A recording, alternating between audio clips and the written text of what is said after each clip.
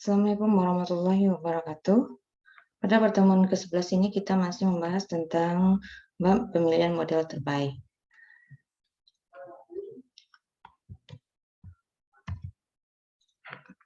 Untuk pemilihan model terbaik, kita akan membahas tentang kriteria pemilihan model terbaik.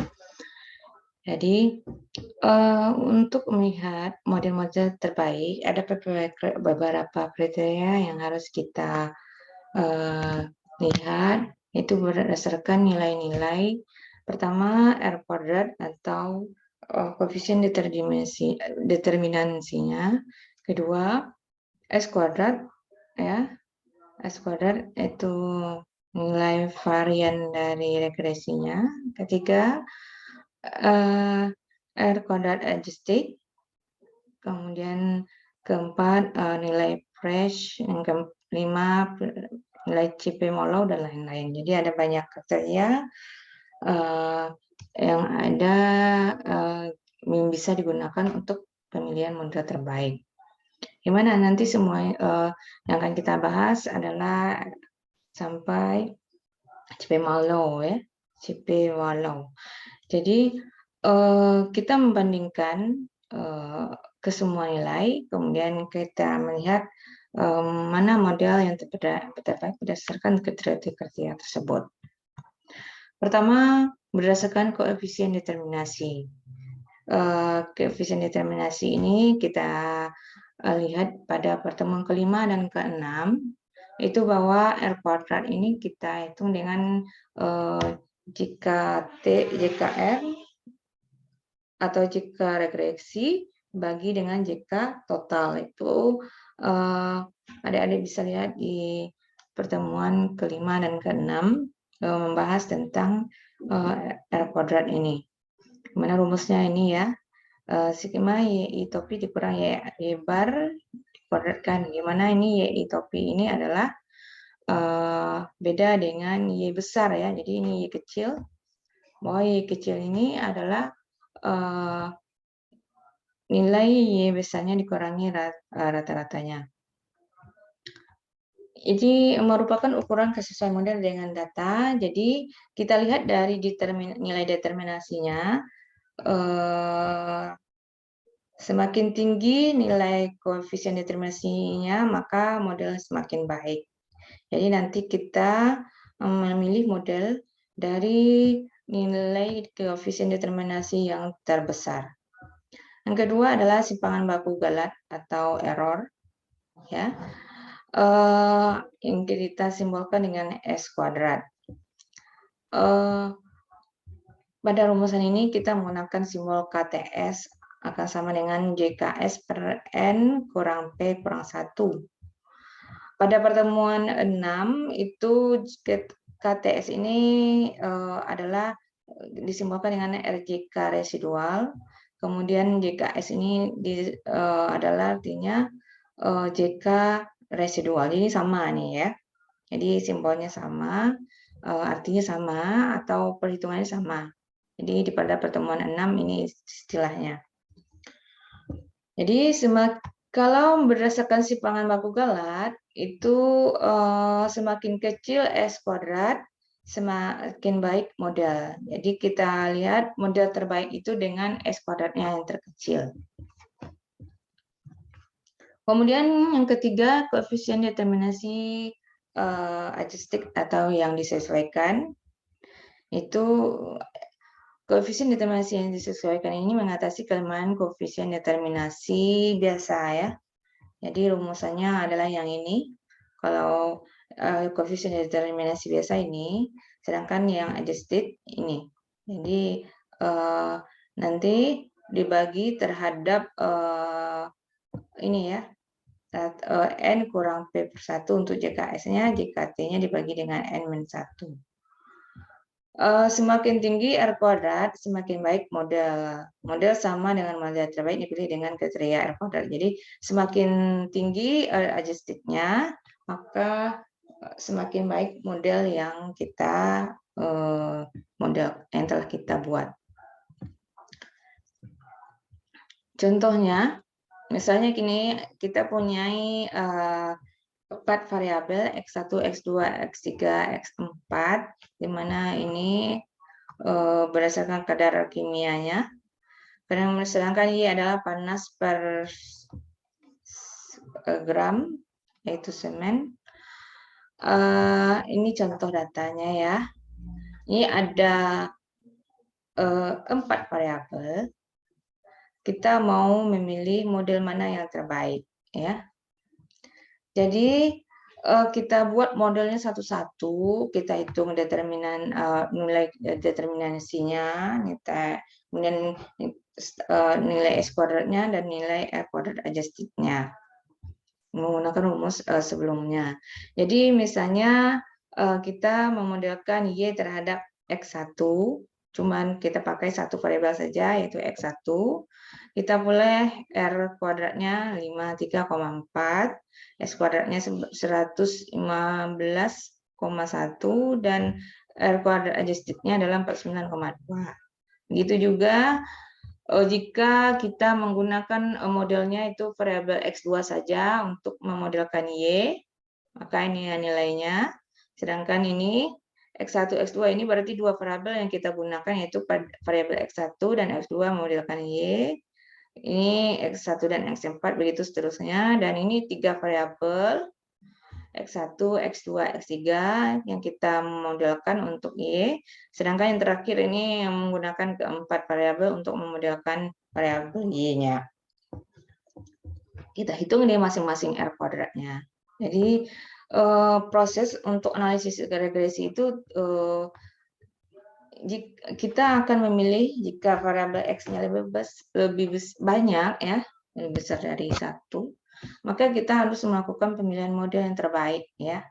Jadi setiap variabel itu nanti akan ada modelnya, tapi kita akan lihat dari nilai R kuadratnya, nilai S kuadratnya, dan nilai R kuadrat adjusted.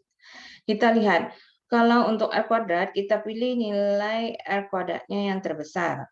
Kita lihat ya, itu terdapat pada permodelan 11, 12, dan 15. Itu pemodelan nilai sama, itu 98,2. Itu jika ini X1, X2, X3 memodelkan Y, ini X1, X2, dan X4 memodelkan Y, dan yang terakhir keempat variabel memodelkan Y. Ternyata nih kalau kita lihat dari nilai koefisien determinasi ini ada nilai yang sama. Jadi kalau ada yang sama berarti kita lihat lagi ke kriteria yang lain, ya, bahwa kita lihat dari S kuadratnya, kita pilih nilai S kuadrat yang terkecil, ya. Ini 97,0 lumayan tinggi juga ya, yang merah ini. Tetapi kita lihat nilai S kuadrat yang terkecil itu terletak pada ini ada 5,8, ini 5,35, ini 5,33, dan ini 5,98. Jadi dari tadi yang paling besar tadi R kuadratnya yang 3 ini, yang terkecil S kuadratnya yaitu ini, yaitu pada pemodelan yang ke-12, yaitu kita menggunakan variabel bebasnya X1, X2, dan X4. Kemudian kita lihat di R kuadrat adjusted-nya yang terbesar ternyata pada pemodelan 11 dan 12. Jadi dari ketiga perbandingan ini, maka model yang terbaik yang kita gunakan untuk memodelkan Y adalah model ini ya, model variabel yang kita gunakan yaitu X1, X2, dan X4. Sehingga model terbaik yang dapat menjelaskan variabel Y adalah X1, X2, X4. Nah, ini kalau kita memilih variabel menggunakan kriteria R kuadrat, S kuadrat, dan R kuadrat adjusted. Yang keempat, ini penggunaan statistik CP-Marlow. CP-Marlow yaitu JKS P per S kuadrat kurang N kurang 2P.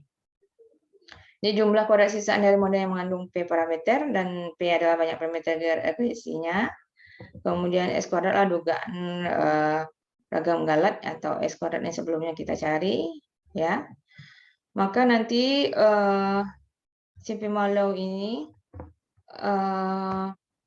kalau kita lihat bahwa ekspektasi dari SP kuadrat akan sama dengan ekspektasi JKS P per N kurang P. Itu akan sama dengan sigma kuadrat. Ya. Maka ekspektasi JKS akan sama dengan N kurang P sigma kuadrat. Maka nanti ekspektasi CP itu akan sama dengan P. Ya. Jadi nanti model yang terbaik adalah model ketika nilai CP-nya mendekati P atau berapa banyak parameternya. Misalnya kalau kita punya variabel tak bebasnya 1, maka P-nya ada 2 gitu ya. Kalau variabel bebas kita 2, maka model P-nya adalah 3, P-nya ada 3 atau banyak parameternya adalah 3. Jadi model yang terbaik itu CP-nya mendekati P dan CP-nya kecil. Ya. Jadi nanti kita bandingkan seperti sebelumnya pada penggunaan R kuadrat, S kuadratnya R kuadrat adjusted. Untuk CP Marlowe gitu juga, kita hitung nilai CP-nya, CP Marlowe-nya, kemudian kita lihat mana nilai yang mendekati banyak parameternya, kemudian mana CP yang paling kecil.